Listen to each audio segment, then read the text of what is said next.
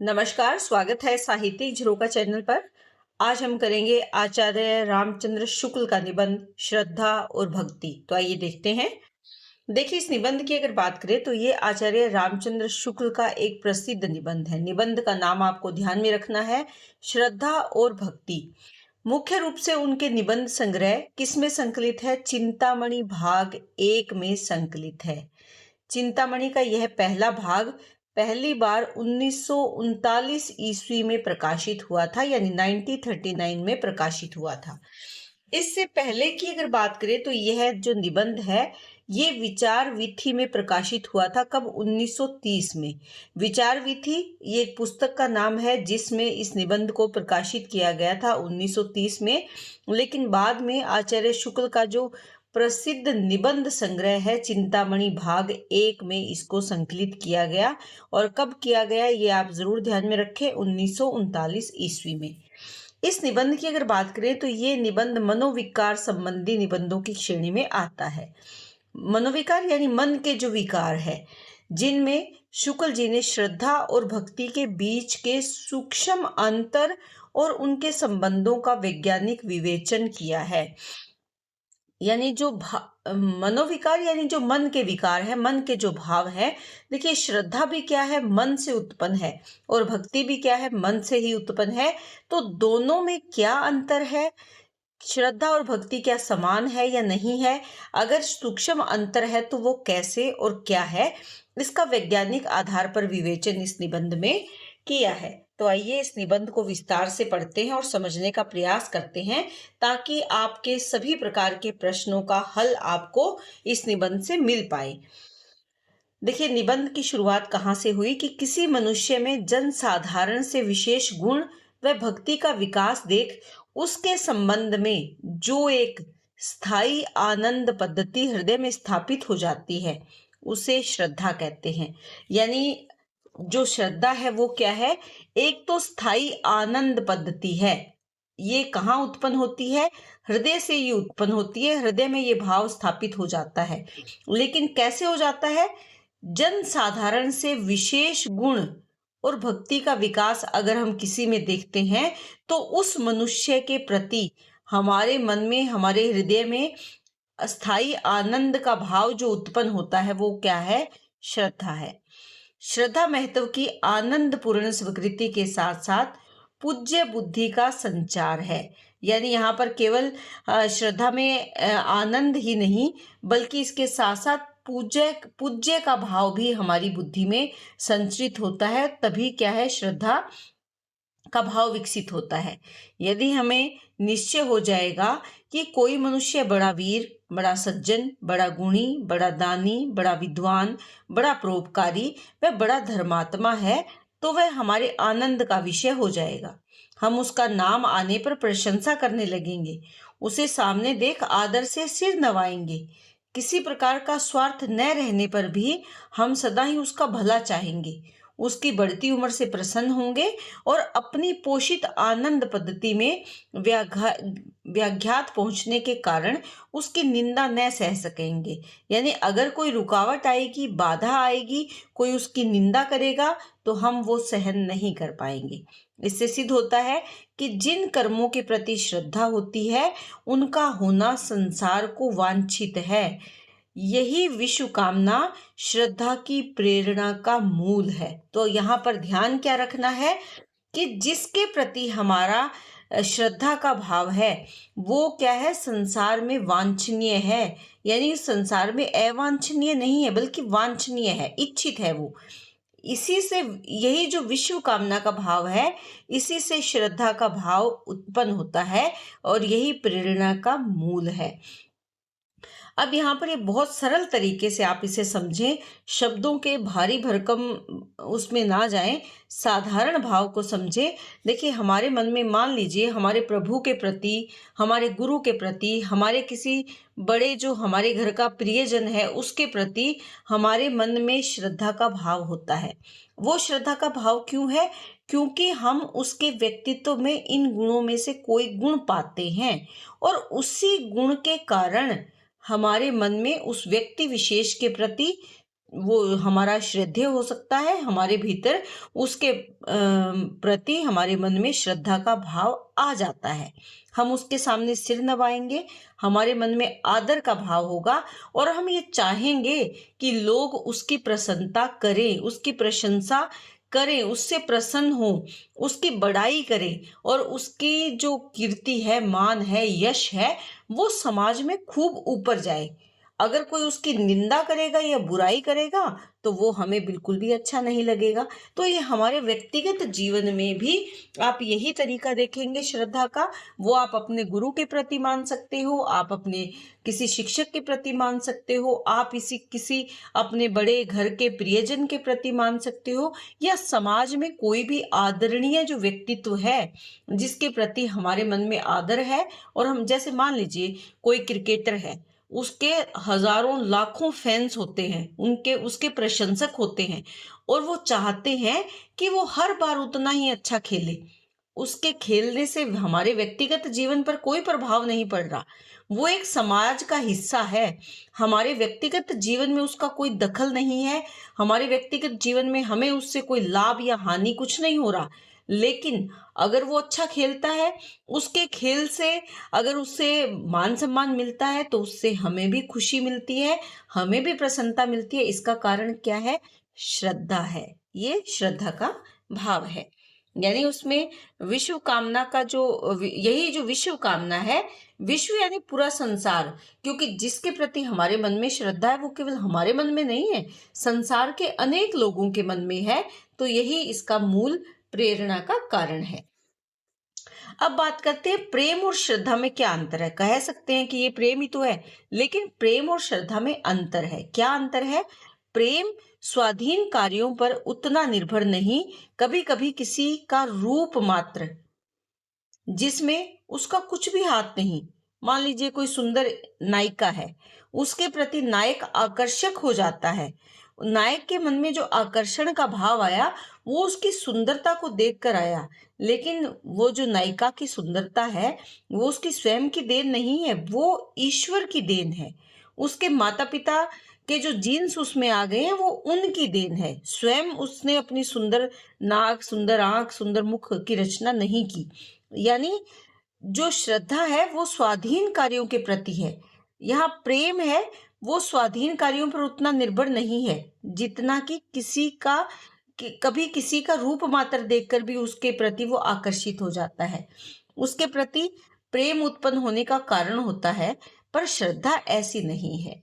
यानी हम किसी एक व्यक्ति विशेष के प्रति अगर आकर्षित हो जाते हैं, उससे प्रेम करने लगते हैं, तो उसमें व्यक्ति विशेष का कोई हाथ या उसका कार्य या उसका सहयोग नहीं है, वो हमारा एक आकर्षण है। लेकिन श्रद्धा में ऐसा नहीं होता। किसी की सुंदर आंख या नाक देखकर उसके प्रति श्रद्धा नहीं उत्पन्न होती, प्रीति उत्पन्न हो सकती है। यानी प्रेम हम किसी की सुंदरता को देखकर भी कर सकते हैं। प्रेम के लिए इतना ही बस है कि कोई मनुष्य हमें अच्छा लगे, लेकिन श्रद्धा के लिए आवश्यक है कि कोई मनुष्य किसी बात में बढ़ा हुआ होने के कारण हमारे सम्मान का पात्र हो। यानी उसमें कोई खास बात होनी चाहिए, कोई खास बात, कोई खास गुण हो जिससे हमारे मन में उसके प्रति सम्मान का भाव आए। श्रद्धा का व्यापार स्थल विस्तृत है, यानी उसका जो कार्य क्षेत्र है वो बड़ा है, विस्तृत है। प्रेम का एकांत है। प्रेम, हम जिससे प्रेम करते हैं उसके साथ हम अकेले रहना चाहते हैं, लेकिन जिसके प्रति हमारे मन में श्रद्धा का भाव है उसके प्रति हम और लोगों को जोड़ने का काम करते हैं। मान लीजिए कोई एक टीचर है जो हमें बहुत अच्छा पढ़ाते हैं और हमारे मन में उनके प्रति बहुत श्रद्धा है। हम क्या कहेंगे? हम अपने सभी दोस्तों को कहेंगे कि वो टीचर बहुत अच्छा पढ़ाते हैं और हम उनके पास पढ़ने चलेंगे। तो आप अपने दोस्तों को उनके साथ जोड़ेंगे। लेकिन अगर आप किसी से प्रेम करते हैं तो आप ये नहीं कहेंगे कि मैं फला लड़की से या फला लड़के से प्रेम करता हूँ या करती हूँ और आप अपने दोस्त से कहेंगे चल तू भी चल मेरे साथ। तो ऐसा नहीं होगा, वहां एकांत होगा। और श्रद्धा में क्या है? उसका क्षेत्र विस्तृत है। प्रेम में घनत्व अधिक है, यानी भाव में भारीपन है, लेकिन श्रद्धा में विस्तार है। हम प्रेम को बांधने का प्रयास करते हैं, लेकिन श्रद्धा को विस्तार देने का प्रयास करते हैं। किसी मनुष्य में प्रेम रखने वाले दो या एक ही मिलेंगे, यानी किसी एक व्यक्ति से प्रेम करने वाले अधिक नहीं होंगे, लेकिन उससे श्रद्धा रखने वाले सैकड़ों, हजारों, लाखों, क्या करोड़ों मिल सकते हैं। जैसे मैंने अभी क्रिकेटर का उदाहरण दिया आपको कि कोई भी एक क्रिकेटर जिसको आप पसंद करते हो, हजारों, सैकड़ों, लाखों लोग उसे पसंद करते हैं और उसके प्रति श्रद्धा का भाव रखते हैं। किसी देवगुरु के प्रति, किसी जो फिल्मी सितारा है उसके प्रति जो हमारे भीतर एक भाव है वो श्रद्धा है। सच पूछिए, इसी श्रद्धा के आश्रय से उन कर्मों के महत्व का भाव दृढ़ होता रहता है जिन्हें धर्म कहते हैं। और ये श्रद्धा का भाव हमें किससे जोड़ता है? धर्म से जोड़ता है, और जिनमें मनुष्य समाज की स्थिति है, और मनुष्य समाज इसी धर्म के आधार पर ही स्थिरता प्राप्त करता है। कर्ता से बढ़कर कर्म का स्मारक दूसरा नहीं है, यानी कर्म किससे जुड़ा हुआ है? कर्ता से जुड़ा हुआ है। कर्म की क्षमता प्राप्त करने के लिए बार बार उसकी ही ओर आंख उठती है, यानी जब हम कर्म को परखने की कोशिश करते हैं, उसकी क्षमता को जानने की कोशिश करते हैं, तो हम बार बार उसकी ओर, कर्म की ओर देखते हैं। कर्मों से कर्ता की स्थिति को जो मनोहरता प्राप्त हो जाती है, उस पर मुग्ध होकर बहुत से प्राणी उन कर्मों की ओर प्रेरित होते हैं। यानी एक कर्म करने वाला व्यक्ति जो है, हम उसके कर्मों से अगर प्रभावित होते हैं तो बहुत सारे व्यक्ति, प्राणी उन कर्मों से प्रभावित होकर प्रेरित होते हैं, प्रेरणा लेते हैं। कर्ता अपने सत्कर्म के द्वारा एक विस्तृत क्षेत्र में मनुष्य की सद्वृत्तियों के आकर्षण का एक शक्ति केंद्र हो जाता है। जिस समाज में किसी ज्योतिषमान शक्ति केंद्र का उदय होता है, उस समाज में भिन्न भिन्न हृदयों से शुभ भावनाएं मेघखंडों के समान, यानी बादलों के समान उड़कर तथा एक और एक साथ अग्रसर होने के कारण, आगे बढ़ने के कारण परस्पर मिलकर इतनी घनी हो जाती है कि उनकी घटा सी उमड़ पड़ती है, और मंगल यानी शुभ कार्य की ऐसी वर्षा होती है कि सारे दुख और क्लेश बह जाते हैं। तो यहाँ पर कहने का भाव क्या है कि जब अनेक हृदयों की भावनाएं, वो भावनाएं क्या है? अच्छी शुभ भावनाएं हैं, और वो एक साथ जब इकट्ठी होती है तो ऐसे उमड़ पड़ती है जैसे कि बादल इकट्ठे होकर उमड़ पड़ते हैं, घटा उमड़ पड़ती है। और जब घटाएं उमड़ती है तो क्या होती है? वर्षा होती है, और वर्षा हमेशा ही मंगलकारी होती है। उससे मंगलकारी क्यों होती है? क्योंकि उससे पौधों को नया जीवन दान मिलता है, उससे जल की आपूर्ति होती है, तो वो हमारे लिए सुख लेकर आती है। हमारे जीवन के जो दुख है, क्लेश और अभाव है, वो समाप्त कर देती है। उसी प्रकार का कुछ भाव श्रद्धा में भी होता है। हमारे अंतःकरण में प्रिय के आदर्श रूप का संगठन उसके शरीर या व्यक्ति मात्र के आश्रय से हो सकता है, यानी जिससे हम प्रेम करते हैं उसके प्रति आकर्षण का भाव उसके शरीर या व्यक्ति मात्र का आश्रय प्राप्त करके हम कर सकते हैं, उससे प्रेम कर सकते हैं। लेकिन श्रद्धेय के आदर्श रूप का संगठन उसके फैलाए हुए कर्म तंतु के उपादान में होता है। और श्रद्धेय के प्रति, जिसके प्रति हम श्रद्धा रखते हैं, वो क्यों रखते हैं? उसके कर्म के कारण हम उसके प्रति श्रद्धा रखते हैं। प्रिय का चिंतन हम आंख मूंदे हुए संसार को भुलाकर करते हैं, यानी जब हम अपने किसी प्रिय या प्रेमी को याद करते हैं तो अपनी आंखें बंद कर लेते हैं। संसार से दूर जाना हमें अच्छा लगता है, लेकिन जब हम अपने श्रद्धेय का चिंतन करते हैं तो आंखें खोले हुए संसार का कुछ अंश सामने रखकर करते हैं। यदि प्रेम स्वप्न है तो श्रद्धा जागरण है। यहाँ पर ये भेद है कि प्रेम और श्रद्धा में क्या भेद है, तो आप ये ध्यान में रखेंगे कि जो प्रेम है, प्रेम एक व्यक्ति के शरीर या व्यक्ति मात्र का आश्रय प्राप्त करके उत्पन्न होता है, लेकिन जो श्रद्धा है वो कर्म तंतुओं के आश्रय पर आधारित होता है, यानी कर्म पर आधारित है।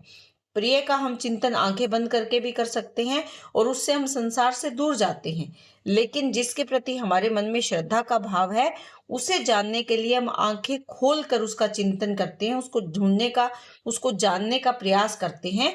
उसके कुछ अंश, हिस्से हम अपने सामने रखते हैं उसके कर्म के। जबकि प्रेम में क्या है? प्रेम एक स्वप्न के समान है, लेकिन श्रद्धा क्या है? वहां पर बुद्धि का जागरण होता है, भाव जागृत होते हैं। प्रेम प्रिय को अपने लिए और अपने को प्रिय के लिए संसार से अलग करना चाहता है। यानी प्रेम में अलगाव का भाव है। प्रेम में केवल दो पक्ष होते हैं, लेकिन श्रद्धा में तीन। प्रेम में कोई मध्यस्थ नहीं है, लेकिन श्रद्धा में मध्यस्थ आवश्यक है, अपेक्षित है, यानी जरूरी है। प्रेमी और प्रिय के बीच कोई और वस्तु अनिवार्य नहीं है, लेकिन श्रद्धालु और श्रद्धे के बीच कोई वस्तु होनी चाहिए। जो श्रद्धे में कोई विशेष गुण है, वही तो श्रद्धालु को आकर्षित करेगा और वही बीच की वस्तु है। इस बात का स्मरण रखने से यह पहचानना उतना कठिन नहीं रह जाएगा कि किसी के प्रति किसी का कोई आनंदांतर्गत भाव प्रेम है या श्रद्धा। यानी हमारे मन में किसी के प्रति अगर आनंद का भाव आ रहा है तो वो किस पर आधारित है, प्रेम पर या श्रद्धा पर। यदि किसी कवि का काव्य बहुत अच्छा लगा, किसी चित्रकार का बनाया हुआ चित्र बहुत सुंदर जंचा और हमारे चित्त में उस कवि या चित्रकार के प्रति एक सुहृदय भाव उत्पन्न हुआ, तो वो क्या है, श्रद्धा है। लेकिन यहाँ पर मध्यस्थ कौन है? या तो उसका चित्र मध्यस्थ है या जो कवि है उसका काव्य मध्य है, यानी वो बीच में है। उसी के कारण हम उसको पसंद कर रहे हैं, क्योंकि यह काव्य या चित्र रूप मध्यस्थ द्वारा हमें प्राप्त हुआ है, इसीलिए वो क्या है, श्रद्धा है। जबकि हम किसी अगर नायक या नायिका एक दूसरे के प्रति अगर प्रेम का भाव रखते हैं तो वो हो सकता है उनके किसी विशेष गुण के कारण नहीं, बल्कि पहली नजर से देखा और एक दूसरे के प्रति आकर्षण का भाव आ गया। वह मध्य में कुछ नहीं है, लेकिन श्रद्धा में एक मध्यस्थ का भाव होता है, वही भाव मूल भाव है। प्रेम का कारण बहुत कुछ अनिर्दिष्ट और अज्ञात होता है। यानी प्रेम क्यों कर रहे हैं ये कोई ज्ञात हो जरूरी नहीं, उसका कारण स्पष्ट हो ये जरूरी नहीं। लेकिन श्रद्धा का कारण ज्ञात होता है, स्पष्ट होता है, निर्देशित होता है। कभी कभी केवल एक साथ रहते रहते दो प्राणियों में ये भाव उत्पन्न हो जाना कि वे बराबर साथ रहे, उनका साथ कभी न टूटे, ये प्रेमी प्रिय संपूर्ण जीवन क्रमरत साक्षात्कार का अभिलाषी होता है। यानी पूरे जीवन भर वो उसको देखना चाहता है, अभिलाषी होता है यानी इच्छुक होता है। वह उसका उठना बैठना, चलना फिरना, सोना खाना पीना सब कुछ देखना चाहता है। संसार में बहुत से लोग हैं जो उठते बैठते चलते फिरते हैं, पर सबका उठना बैठना चलना फिरना उसको वैसा अच्छा नहीं लगता जैसा कि अपने प्रिय का लगता है। जो प्रेमी है वो प्रिय के जीवन को अपने जीवन से मिलाकर एक निराला मिश्रण तैयार करना चाहता है। वह दो से एक करना चाहता है कि हम दो जिस्म एक जान है। सारांश क्या है कि श्रद्धा में दृष्टि पहले कर्मों पर से होती हुई श्रद्धेय तक पहुंचती है। यानी पहले हम उसके कर्मों को देखते हैं, कर्मों को जांचते हैं। अगर कर्म उसके हमें आकर्षित करते हैं तो उस कर्म करने वाले व्यक्ति के प्रति हमारा जो भाव आता है वो श्रद्धा है। और प्रीति में प्रिय पर से होती हुई उसके कर्मों आदि पर आ जाती है। पहले जो दृष्टि है किस पर पड़ती है, प्रिय पर पड़ती है, बाद में उसके कर्म आते हैं। एक में व्यक्ति को कर्मों द्वारा मनोहरता प्राप्त होती है और दूसरे में कर्मों को व्यक्ति के द्वारा। एक में कर्म प्रधान है और दूसरे में व्यक्ति, यानी श्रद्धा में कर्म प्रधान है और प्रेम में व्यक्ति प्रधान है। तो ये अंतर आप जरूर याद रखें, क्योंकि पेपर में पूछा जा सकता है कि यहाँ पर प्रेम और श्रद्धा में आचार्य शुक्ल ने क्या अंतर स्पष्ट किए हैं। वो प्रश्न आपका यहीं से बनेगा। किसी के रूप को स्वयं देखकर हम तुरंत मोहित होकर उससे प्रेम कर सकते हैं, पर उसके रूप की प्रशंसा किसी दूसरे से सुनकर चट हमारा प्रेम नहीं उमड़ पड़ेगा। ऐसा नहीं है कि किसी से हम प्रेम केवल सुनकर कर लेंगे, हम देखेंगे, आकर्षित होंगे तो प्रेम का भाव उत्पन्न होगा। लेकिन ऐसा नहीं है कि एक मित्र ने दूसरे मित्र के सामने किसी की बहुत प्रशंसा करी और उस मित्र के मन में प्रेम का भाव उत्पन्न हो गया, ऐसा संभव नहीं है। कुछ काल तक हमारा भाव लोभ के रूप में तो रहेगा, पीछे वह प्रेम में परिणित हो सकता है। यानी पहले हमारे मन में लोभ तो आएगा उसके प्रति, बाद में प्रेम होगा, पर पहले प्रेम नहीं होगा। बात यह है कि प्रेम एकमात्र अपने ही अनुभव पर निर्भर रहता है। यानी प्रेम का जो भाव है वो व्यक्तिगत है, एक व्यक्ति विशेष के अपने स्वयं के अनुभव पर प्रेम होता है। लेकिन श्रद्धा अपनी सामाजिक विशेषता के कारण दूसरों के अनुभव पर भी जगती है या जागती है। यानी श्रद्धा कब उत्पन्न होती है? किसी एक उसकी सामाजिक विशेषता के कारण। जैसे कोई व्यक्ति है, समाज में बहुत अच्छा काम कर रहा है, लोगों की सहायता कर रहा है, तो हमारे मन में क्या है? श्रद्धा आ जाएगी। गरीबों की मदद कर रहा है, जरूरतमंदों की मदद कर रहा है, या फिर कोई बहुत अच्छा खेल रहा है, बहुत अच्छी एक्टिंग कर रहा है, बहुत अच्छा समाज सुधारक है, बहुत अच्छा वक्ता है, बहुत अच्छा टीचर है, शिक्षक है, तो उसके प्रति क्या है हमारे मन में? क्योंकि वो उसकी सामाजिक विशेषता है, इसके कारण हमारे मन में क्या आएगी? श्रद्धा जागती है। रूप की भावना का बहुत कुछ संबंध व्यक्तिगत रुचि से होता है। किसी को कोई सुंदर लगता है, किसी को कोई, ये तो व्यक्ति विशेष पर निर्भर करता है कि उसको कौन पसंद है। अतः किसी के रूप और हमारे बीच यदि तीसरा व्यक्ति आया तो इस व्यापार में यानी इस कार्य में सामाजिकता आ जाती है, क्योंकि हमें उस समय यह ध्यान हुआ कि उस रूप से तो एक तीसरे व्यक्ति को आनंद या सुख मिला और हमें भी मिल सकता है। तो ये भाव क्या है? ये सामाजिकता का भाव उत्पन्न हो जाता है।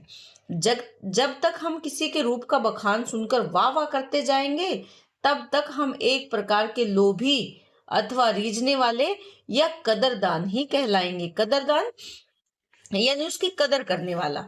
पर जब हम उसके दर्शन के लिए आकुल या व्याकुल होंगे, उसे बराबर अपने सामने ही रखना चाहेंगे, तब प्रेम का सूत्रपात समझा जाएगा। यानी जब हम व्यक्तिगत तौर पर उसको देखेंगे और आकर्षित होंगे उसके प्रति, तो वो क्या है? प्रेम है।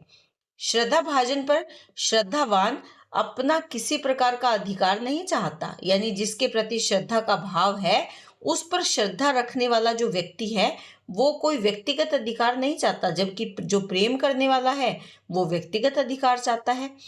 पर प्रेमी प्रिय के हृदय पर अपना ही व्यक्तिगत अधिकार चाहता है। तो ये अलग अलग अंतर आप यहाँ ध्यान में रखेंगी कि प्रेमी जो है वो किसी से सुनकर किसी से प्रेम नहीं कर सकता, लेकिन श्रद्धा सुनकर भी आ जाती है। यहाँ पर श्रद्धा किसी के कार्यों का बखान सुनकर भी हम उसके प्रति श्रद्धा का भाव रख सकते हैं, लेकिन प्रेम में ऐसा नहीं है। जो श्रद्धावान व्यक्ति है वो उस पर अपना अधिकार नहीं रखता, लेकिन प्रेमी अपने प्रेमी पर या प्रिय पर अपना पूर्ण अधिकार चाहता है। श्रद्धा एक सामाजिक भाव है। इससे अपनी श्रद्धा के बदले में हम श्रद्धा से अपने लिए कोई बात नहीं चाहते। श्रद्धा धारण करते हुए हम अपने को उस समाज में समझते हैं जिससे किसी अंश पर, चाहे हम व्यष्टि रूप में उसके अंतर्गत न भी हों, जानबूझकर उसने कोई शुभ प्रभाव डाला। श्रद्धा स्वयं ऐसे कर्मों के प्रतिकार में होती है, प्रतिकार यानी प्रत्युत्तर में होती है, जिसका शुभ प्रभाव अकेले हम पर नहीं बल्कि सारे मनुष्य समाज पर पड़ सकता है।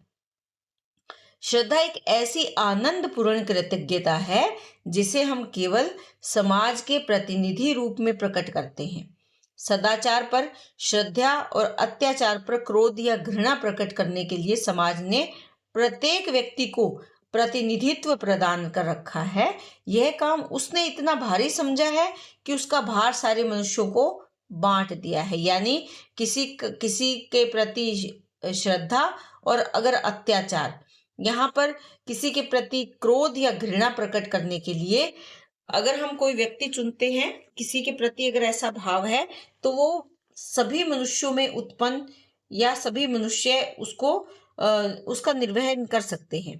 दो चार मानवीय लोगों के सिर पर नहीं छोड़ रखा है। यानी ये क्या है? एक सामाजिक भाव है। श्रद्धा का जो भाव है, जिसके प्रति हम श्रद्धा का भाव रखते हैं, तब हम चाहते हैं कि केवल हम ही नहीं बल्कि समाज के अन्य लोग भी उससे जुड़े, उसके उस कार्य की प्रशंसा करें। यहाँ पर श्रद्धा और अत्याचार की बात इन्होंने की है कि अत्याचार पर हम क्रोध या घृणा अगर प्रकट करते हैं तो ये केवल एक व्यक्ति विशेष नहीं बल्कि वो व्यक्ति को प्रतिनिधित्व प्रदान कर रखा है। किसने? समाज ने, प्रत्येक व्यक्ति को, कि वो यह काम क्योंकि उसको कितना क्या समझा है, उसको भारी समझा है और उसका भार केवल एक मनुष्य पर नहीं बल्कि सब में बांट दिया है। जिस समाज में सदाचार पर श्रद्धा और अत्याचार पर क्रोध प्रकट करने के लिए जितने ही अधिक लोग तत्पर पाए जाएंगे, उतना ही वह समाज जागृत समझा जाएगा।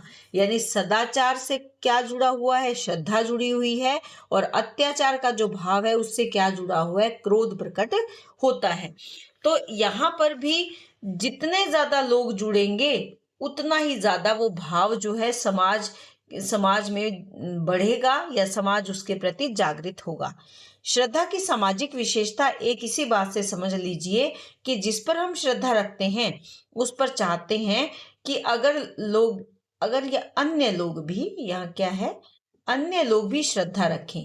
पर जिस पर हमारा प्रेम होता है उससे और 10-5 आदमी प्रेम रखें, इसकी हमें परवाह क्या, इच्छा ही नहीं होती। यानी हम उसे व्यक्तिगत समझते हैं, केवल और केवल अपना समझते हैं। दूसरा आदमी उस पर नजर भी डाले तो वो हमें पसंद नहीं होता, क्योंकि हम प्रिय पर लोभवश एक प्रकार का अनन्य अधिकार या इजारा चाहते हैं। इजारा भी क्या है, अधिकार चाहते हैं, हक चाहते हैं। श्रद्धालु अपने भाव में संसार को भी सम्मिलित करना चाहता है, पर प्रेमी ऐसा नहीं करना चाहता। देखिए, मान लीजिए कहीं पर आजकल बहुत जो भक्तगण हैं वो बहुत से ऐसे हैं जो सत्संग करवाते हैं। उस सत्संग में हम चाहते हैं, हम खुद प्रचार प्रसार करते हैं कि आप आना, वहां पर सत्संग है, हमारे गुरुजी सत्संग करेंगे। और बहुत हम गली में प्रचार प्रसार करते हैं, लोगों को फोन पर बुलाते हैं, उसके लिए पैम्पलेट छपवाए जाते हैं, लोगों में लाउड स्पीकर लगवाए जाते हैं गलियों में, जिससे कि वो ज्यादा से ज्यादा लोगों को वहां इकट्ठा कर पाए। लेकिन क्या प्रेमी ऐसा करता है कि मैं आज अपनी प्रेमिका से मिलने जा रहा हूं तो आप भी आ जाना, आप भी आ जाना? ऐसा होता है? नहीं होता। तो यहाँ पर जो श्रद्धालु है वो अपने भाव को संसार में प्रचारित प्रसारित करता है और संसार को उसमें सम्मिलित करता है, लेकिन प्रेमी ऐसा नहीं करता। जब तक समष्टि रूप से हमें संसार के लक्ष्य का बोध नहीं होता और हमारे अंतःकरण में सामान्य आदर्शों की स्थापना नहीं होती, तब तक हमें श्रद्धा का अनुभव नहीं होता। यानी हम समष्टि यानी सामाजिक रूप से जब तक हम संसार को जानने का प्रयास नहीं करेंगे, उसका बोध नहीं होगा, तब तक हम श्रद्धा को अनुभव नहीं कर पाएंगे। श्रद्धा किससे जुड़ी है? आदर्शों की स्थापना से जुड़ी हुई है। बच्चों में कृतज्ञता का भाव पाया जाता है, पर सदाचार के प्रति उस कृतज्ञता का नहीं जिसे श्रद्धा कहते हैं। यानी कृतज्ञता का तो भाव है, लेकिन वो कृतज्ञता सदाचार से जुड़ी हुई नहीं है। और इसी से क्या उत्पन्न होती है? श्रद्धा उत्पन्न होती है। अपने साथ किए जाने वाले जिस व्यवहार के लिए वे कृतज्ञ होते हैं, उसी को दूसरों के साथ होते देख कर्ता के प्रति कृतज्ञ होना वे देर में सीखते हैं। उस समय सीखते हैं जब वे अपने किसी समुदाय का अंग समझने लगते हैं। अपने साथ या किसी विशेष मनुष्य के साथ किए जाने वाले व्यवहार के लिए जो कृतज्ञता होती है वो श्रद्धा नहीं है। यानी जो उसके प्रति कृतज्ञता का भाव है, आभार का जो भाव है, वो श्रद्धा नहीं है। श्रद्धालु की दृष्टि सामान्य की ओर होनी चाहिए, विशेष की ओर नहीं होनी चाहिए। अपने संबंधी के प्रति किसी को कोई उपकार करते देख यदि हम कहें कि उस पर हमारी श्रद्धा हो गई है, तो ये हमारा केवल पाखंड मात्र है, ढोंग है। हम झूठ मूठ अपने को ऐसे उच्च भाव का धारण करता प्रकट करते हैं कि हमारे भीतर ये उच्च भाव आ गया। धारण करता यानी भाव उत्पन्न जिसके मन में हो, ग्रहण करना। पर उसी सज्जन को 10-5 और ऐसे आदमियों ने साथ जब हम उपकार करने पर, जिन्हें हम जानते तक नहीं, इस प्रकार हमारी दृष्टि विशेष से सामान्य की ओर हो जाए, तब यदि हमारे चित्त में उसके प्रति पहले से कहीं अधिक कृतज्ञता या पूज्य बुद्धि का उदय हो, तो हम श्रद्धालु की उच्च पदवी के अधिकारी हो सकते हैं। यहाँ एक सरल तरीके से समझाया है कि अगर कोई सज्जन व्यक्ति जिसको हम पहले से जानते हैं, उसके प्रति अगर हम कहें, वो हम पर कोई उपकार कर दे, तो हम कहें कि हम आपके बहुत कृतज्ञ हैं और हम आपके बहुत श्रद्धालु हैं, आपके प्रति हमारे मन में श्रद्धा का भाव है, तो ये झूठी बात है। श्रद्धा का भाव कब आता है? जब वो व्यक्ति केवल एक व्यक्ति के प्रति कृतज्ञता या कोई ऐसा भाव ना उत्पन्न करे, बल्कि एक से अनेक व्यक्तियों के अगर वो परोपकार करेगा, उसके मन में सदाचार का भाव होगा, तब हमारे भीतर एक विशेष दृष्टि उत्पन्न होती है और वो विशेष दृष्टि हमें श्रद्धा के भाव तक लेकर जाती है। सामान्य रूप से हम किसी के गुण या शक्ति का विचार सारे संसार से संबंध करके नहीं, हम देखते हैं कि किसी मनुष्य में कोई गुण या शक्ति है जिसका प्रयोग वह चाहे जहां और जिसके प्रति कर सकता है। तो यहाँ पर कोई ऐसा नहीं है कि हम इस बात पर विचार करें कि किसी में कोई गुण है या शक्ति है और वो सारे संसार से संबंध करके हम उसे नहीं देखते। जब हम मनुष्य को देखते हैं, उसको परखते हैं, तो उसमें कोई गुण है या शक्ति है, वो चाहे उसका जहां प्रयोग करे, अगर वो प्रयोग सामाजिक स्तर पर हो रहा है तो वो श्रद्धा का पात्र है। श्रद्धा का मूल तत्व है दूसरे का महत्व स्वीकार करना। ये आप जरूर ध्यान में रखें कि श्रद्धा का मूल तत्व क्या है। मूल तत्व है दूसरे का महत्व स्वीकार करना।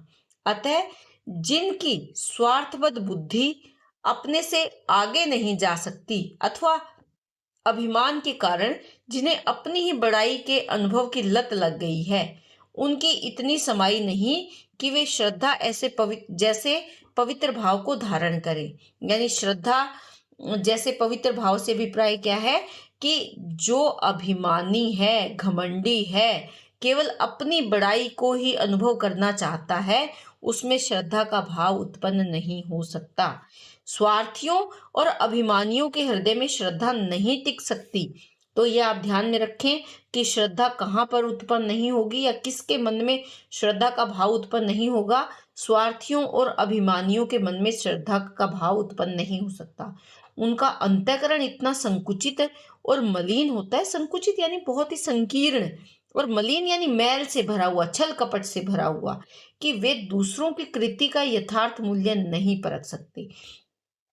यानी वे दूसरों की जो कृति है, कार्य है, उसकी वास्तविकता को, उसकी कीमत को वो नहीं जान सकते। तो यहाँ पर श्रद्धा किन व्यक्तियों के मन में उत्पन्न नहीं होती?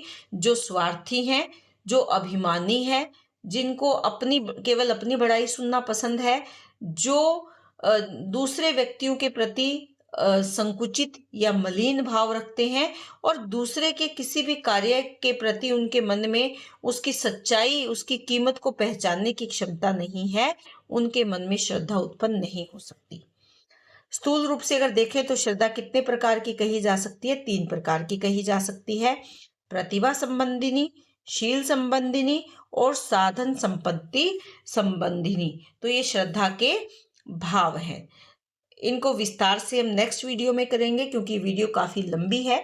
देखिए, ये आचार्य शुक्ल जी का निबंध है और निबंध अक्सर लंबे ही होते हैं, तो इस वीडियो को मैं अलग अलग भागों में बांटकर बनाऊंगी ताकि आप बोरियत अनुभव ना करें और इसे आसानी से समझ पाएं। तो आज के लिए इतना ही। बहुत जल्द दूसरा भाग लेकर आती हूँ। इसी तरह जुड़े रहें, चैनल को लाइक करें, शेयर करें और सब्सक्राइब जरूर करें।